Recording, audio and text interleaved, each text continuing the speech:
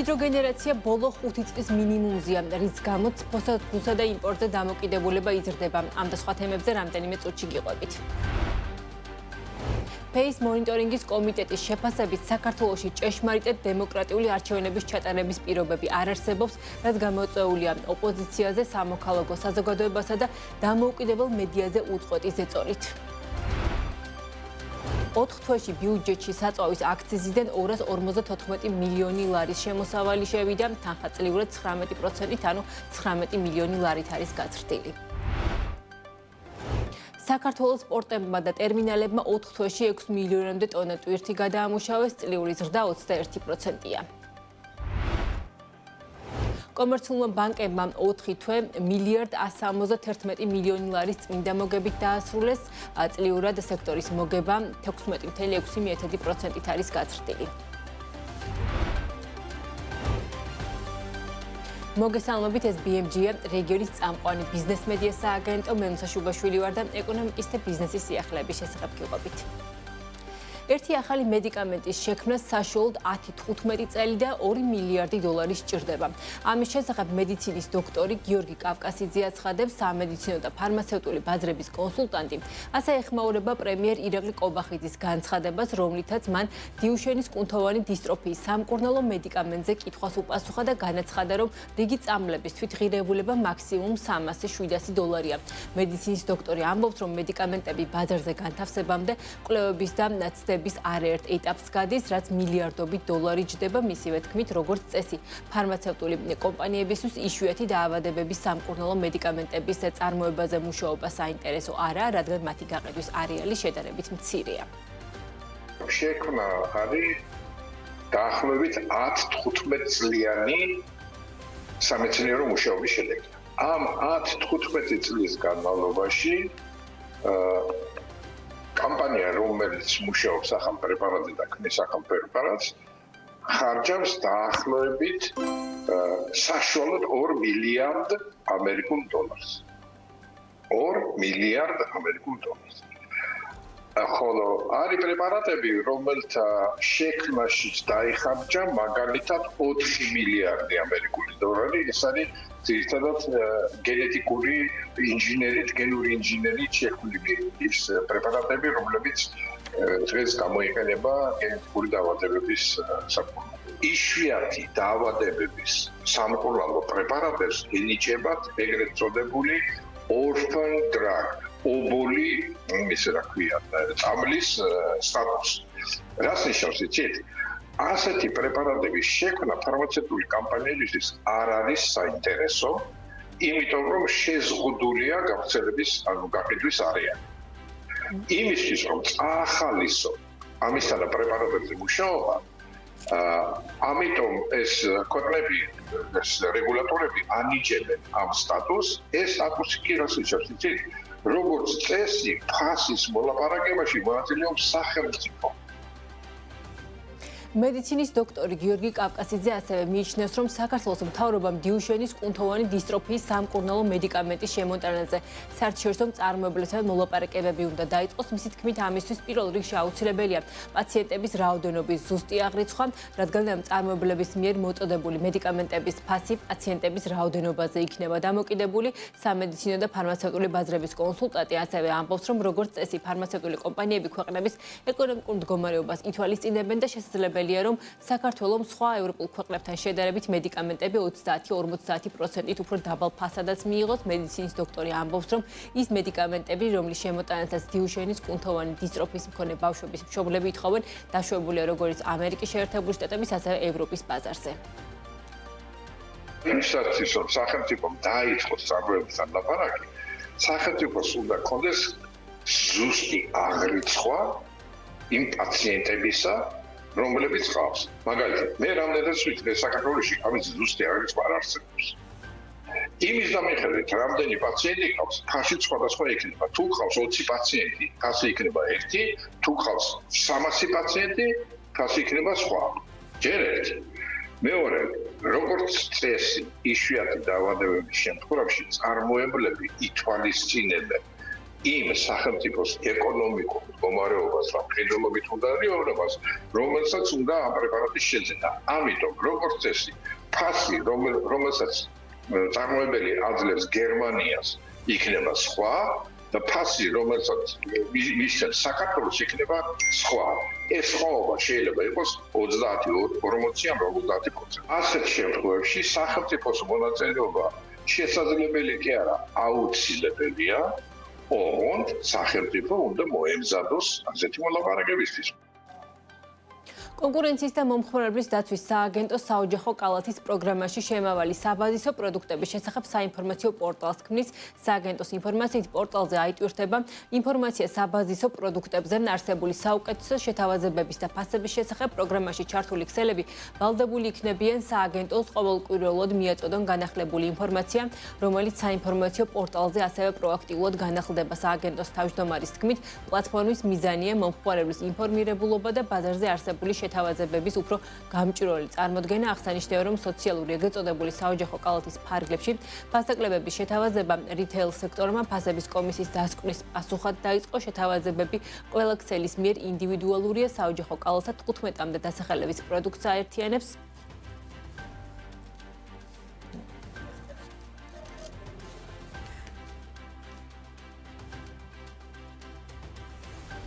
მივესალმებით, თუ კი კონკურენციის სააგენტოს ფარგლებში შეიქმნება სპეციალური ციფრული პლატფორმა, სადაც ქსელები თავიანთ შეთავაზებებს ყოველკვირეულად ატვირთავენ. ამის შესახებ ფასების კომისიის თავმჯდომარემ შოთა ბერეკაშვილმა ჟურნალისტებთან განაცხადა. მისივე თქმით, პლატფორმის შექმნის შედეგად მომხმარებელი საუკეთესო ფასებთან დაკავშირებით უფრო ინფორმირებული იქნება და კონკურენციას მეტად გაიზრდება. მოდელი ეფუძნება ბაზრის თავისუფლებას, კონკურენციას, გამჭვირვალობას, რაც არის ყოველთვის იყო ჩვენი მიზანი, ამბობს ბერეკაშვილი. პარლამენტის წევრი აცხადებს, რომ მომდევნო ნაბიჯები პროდუქციის მიწოდების ჯაჭვის დამოკლებაა. ეს იმიტომ არის კარგი, რომ პირველ რიგში მომხმარებელი უფრო ინფორმირებული იქნება საუკეთესო ფასებზე, მეორე სექტორში იქნება გამჭვირვალობა და აღნიშნული პლატფორმა ასევე ხელს შეუწყობს ქსელებს შორის კონკურენციას. და კონკურენცია არის საუკეთესო მექანიზმი, როდესაც მომხმარებელი იღებს საუკეთესო ფასს. აღნიშნული პლატფორმის შექმნით ასე რომ ვთქვათ, ურთიერთობების სისტემურ ხასიათს მიიღებს და ეს იქნება არა ერთჯერადი პროცესი, არა ეს იქნება მუდმივი პროცესი. ეს არის ჩვენი ასე რომ ვთქვათ, სტრატეგიის მოკლევადიანი შედეგის მიმართულება. ბაზრის პრინციპი თითოეულ მოქმედებს. მას არც ერთ მონაწილეს არავინ არაფერს არ ავალდებულებს, მაგრამ თავისუფალი ბაზარი, ბაზრის კონკურენცია დარწმუნებულია, რომ თითოეულ ყველა მოთამაშეს ამ პროცესში ჩართავს. აპრილში ელექტროენერგიის მოხმარება წლიურად 2.1%-ით გაიზარდა, ჰიდროგენერაცია კი ბოლო 5 წლის მინიმუმზეა, რის გამოც თბოსად გურსა და იმპორტზე დამოკიდებულება 20.7%-ს შეადგენდა. გალტენ ტაგარტის შეფასებით წლის პირველი 4 თვის ჯამური მაჩვენებლით ელექტროენერგიის მოხმარება 6.6%-ით არის გაზრდილი, მაშინ როდესაც საშუალო მოლოდინი 4%-ს შეადგენდა. მოხმარება ძირითადად მოსახლეობის, ბიზნეს სექტორისა და აფხაზეთის რეგიონის ხარჯზე გაიზარდა. მაისში ბირჟაზე ვაჭრობა გააქტიურდა. 1 მაისიდან დღემდე დაახლოებით 25 მილიონი კილოვატ-საათი ელექტროენერგია გაიყიდა. საშუალო ფასი კილოვატ-საათზე 11.9 თეთრი იყო. რა ტენდენციებია ელექტროენერგიის ბაზარზე და რამ განაპირობა? ერთი მხრივ ბირჟაზე ვაჭრობის გააქტიურება, ხოლო მეორე მხრივ იმპორტის წილი ზრდა. ეკა გაზდელიანი შემოგვიერთდება დეტალებით. ეკა მოგესალმები და გისმენთ. მოგესალმები ნუცა. 2026 წლის აპრილში ადგილობრივი ელექტროენერგიის მოხმარება წლიურად 2.1%-ით გაიზარდა და 1.1 ტერავატ-საათი შეადგინა. ამავე დროს აპრილში ჰიდროგენერაცია გაიზარდა, შემცირდა უბრალოდ 19.3%-ით, რაც გალტენ ტაგარტის შეფასებით ჰიდროლოგიურ პირობებს უკავშირდება. შედეგად, თბოგენერაციისა და იმპორტის ერთობლივი წილი ჯამურ მიწოდებაში 20.7%-მდე გაიზარდა.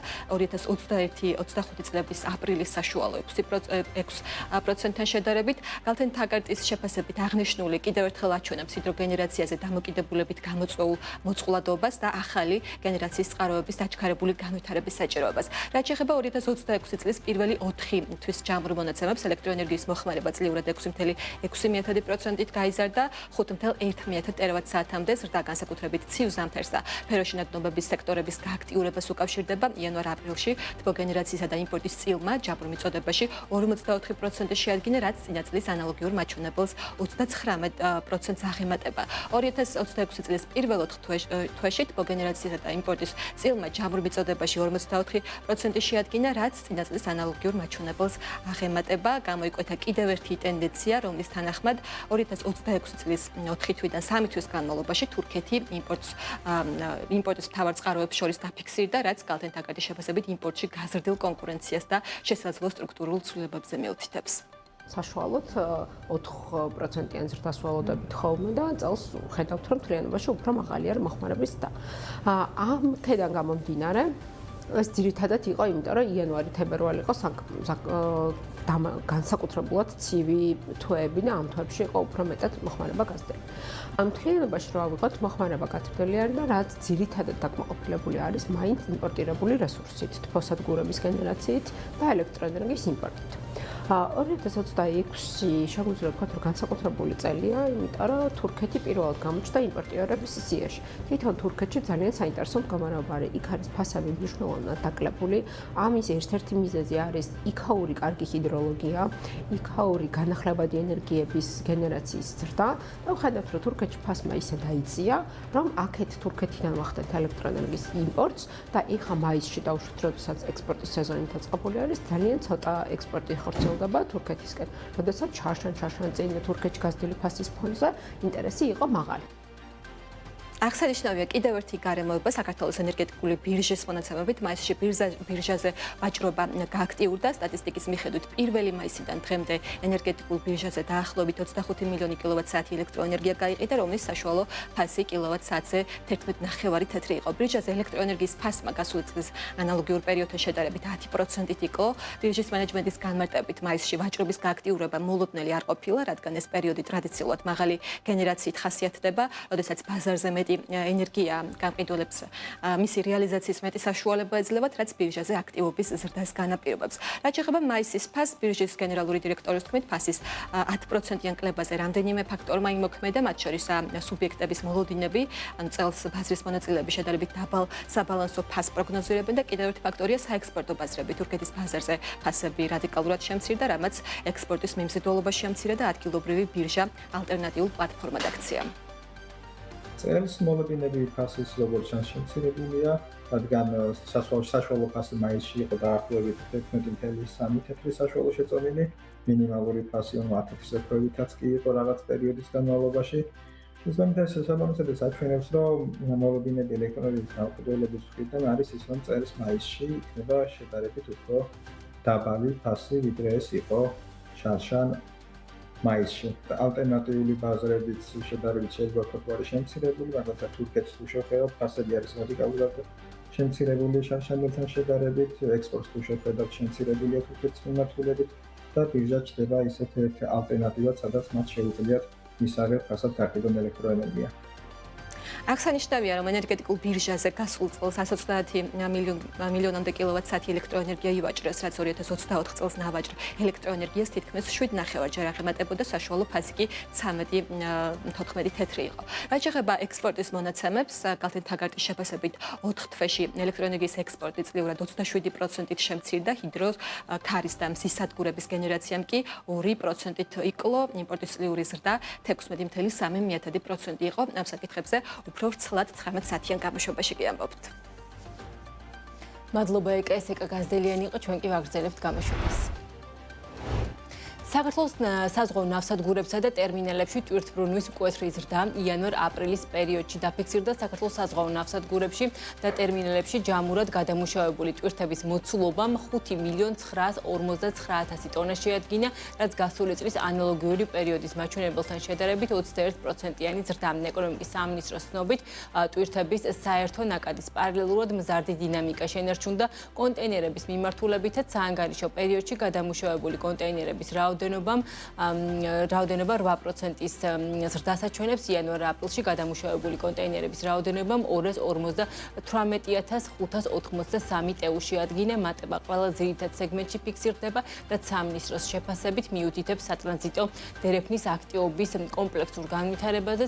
საანგარიშო პერიოდში საბორნე ტვირთების მოცულობა გაიზარდა 34%-ით, ხოლო გენერალური ტვირთების მაჩვენებელმა 33%-იანი ზრდა აჩვენა. ამასთანავე 10%-იანი ზრდა დაფიქსირდა კონტეინერმზიდი ტვირთების მიმართულებით, ხოლო ნაყარი ტვირთების მოცულობა 8%-ით არის გაზრდილი.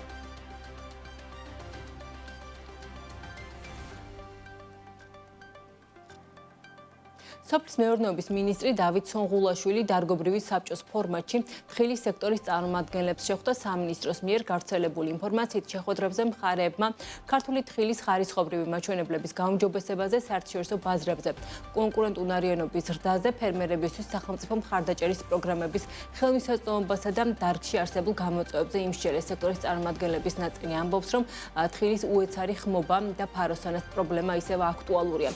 რა ტენდენციებია დღეს თხილის სექტორში და რა აწუხებს ყველაზე მეტად მეთხილე ფერმერებს? კერძო სექტორის შეფასებით ელენე გოგბერაშვილი გვერდება პირდაპირ ეთერში. ელენე, მოგესალმებით და გისმენ. მოგესალმებით, ნუცა. თხილის უეცარი ხმობა, ფაროსანას პრობლემა, ტექნიკაზე ხელმისაწვდომობა და ცოდნის დეფიციტი. ის მთავარი გამოწვევებია, რაზეც თხილის სექტორმა მინისტრ დავით სონღულაშვილთან შეხვედრაზე ისაუბრა. კერძო სექტორის ინფორმაციით დაახლოებით 7,000 ჰექტარ ტერიტორიაზე თხილის ბაღები უკვე გახმა, უხვინალექის ფონზე კი გაცილებით ადრე გააქტიურდა ფაროსანაც, რაც თხილის მოსავლიანობაზე და ხარისხზე იმოქმედებს. სექტორის წარმომადგენლები ამბობენ, რომ პრობლემა განსაკუთრებით მცირე ფერმერებს უდგათ, ამიტომ მათ სახელმწიფოს მხარდაჭერა სჭირდებათ. კლიმატის ცვლილებასთან დაკავშირებით ყოველ წელს განსხვავებული მიდგომა უნდა მცენარის მოვლას. აქედან გამომდინარე მინისტრს ვთხოვეთ, რომ მხარი დაეჭირა ისეთ პროექტებისთვის, რომელიც ითვალისწინებს საგანმანათლებლო მხარეს.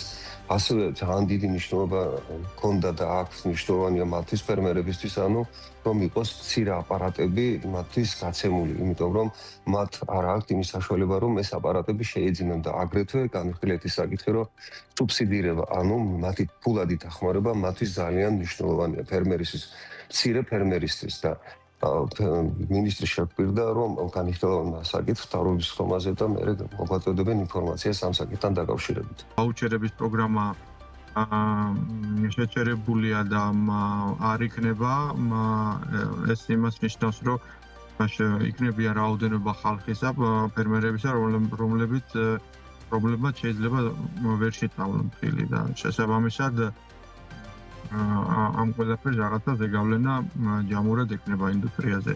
თუმცა მნიშვნელოვანია, რომ სახელმწიფო პროგრამა, რომელიც თქვათ პერიმეტრებით იწამლება, დადიან ამ ყველას გვინახია ეს ფაროსანის სწავლება მექანიზირებულად როგორ ხდება მთავრობის მხრიდან, სურსახის ეროვნული სააგენტოს მხრიდან. ეს პროგრამაც ასევე ძალიან მნიშვნელოვან როლს თამაშობს და ვფიქრობთ, რომ შესანარჩუნებელი და კიდევ უფრო გასაძლიერებელია ფაროსანას პრობლემის და ჭარბინალექის გათვალისწინებით მეწარმეების ნაწილი ამბობს, რომ წელს შესაძლოა ხარისხიანი თხილის მიღება გართულდეს, ბაღების უეცარი ხმობა კი სავარაუდოდ მოსავლიანობას შეამცირებს. სექტორი წელს დაახლოებით 45,000 ტონის ფარგლებში მოსავალს ელის, იმის გათვალისწინებით, რომ მსოფლიოში წელს რეკორდულ 1,600,000 ტონამდე თხილის მოსავალს პროგნოზირებენ, მოლოდინია, რომ კონკურენცია ბაზარზე გართულდება, ჭარბი მიწოდების გათვალისწინებით კი ფასი თხილის გულზე დიდი ალბათობით იმაზე ნაკლები იქნება, ვიდრე გასულ წელს. ამჟამად საექსპორტო ბაზრებზე თხილის ღირებულება 8-დან 10 ევროს ფარგლებშია. ეჭვმიანი ამინდები ხა არ უთხოვს საგაზაფხულო სამუშაოების ჩატარებას, რაც აისახება ალბათ ხარისხზე, თუმცა ერთი მხრივ ჩვენთვის საკრეულ გარემოს წარმოადგენს, იმიტომ რომ სიცივეში ფაროსანა იმდენად არ გამოდის, იმდენად ადრე არ გამომოდა, შესაბამისად მოსალოდნელია, რომ ვიდან ფაროსანას მიერ მიყენებული ზიანის მაჩვენებელი უფრო დაბალი იყოს. აი ამ ყველაფრის გათვალისწინებით ალბათ იგივე რაოდენობის მოსავალს ველოდებით, როგორც შარშანთან შედარებით უფრო დაბალი ფასები იქნება, მაგრამ მაინც კონკურენტული და კარგი ფასები იქნება. ვფიქრობ, რომ მაღალი ხარისხის მოსავალი, რომელიც რეალიზაცია აუცილებლად მოხდება ძალიან ხელსაყრელ პირობებში და ფასებში. ოფიციალური სტატისტიკით საქართველოდან თხილის ექსპორტი იზრდება, მიმდინარე წლის 4 თვეში წლიურად ექსპორტირებული თხილის ღირებულება 58%-მდე გაიზარდა და 59.7 მილიონი დოლარი შეადგინა. 2.4%-ით გაიზარდა აღნიშნულ პერიოდში თხილის ფასიც. ქართული თხილისთვის მთავარი გასაღების ბაზარი ევროკავშირია, ყველაზე დიდი მოცულობით წელს თხილი იტალიის ბაზარზე შევიდა 1640 ტონა პროდუქტიდან ქვეყანამ 16.1 მილიონი დოლარის შემოსავალი მიიღო. საექსპორტო ქვეყნების ხუთეულშია ესპანეთი, სირია, გერმანია და პოლონეთი. მადლობა ელენე გოგბერაშვილი იყო. ამ დროისთვის კი საქმის კურსი დასრულებულია. მე გემშვიდობებით, თქვენ კი წინ გელით შემაჯერებელი გამოშვება 19 საათზე ანა ლაპიაშვილთან ერთად.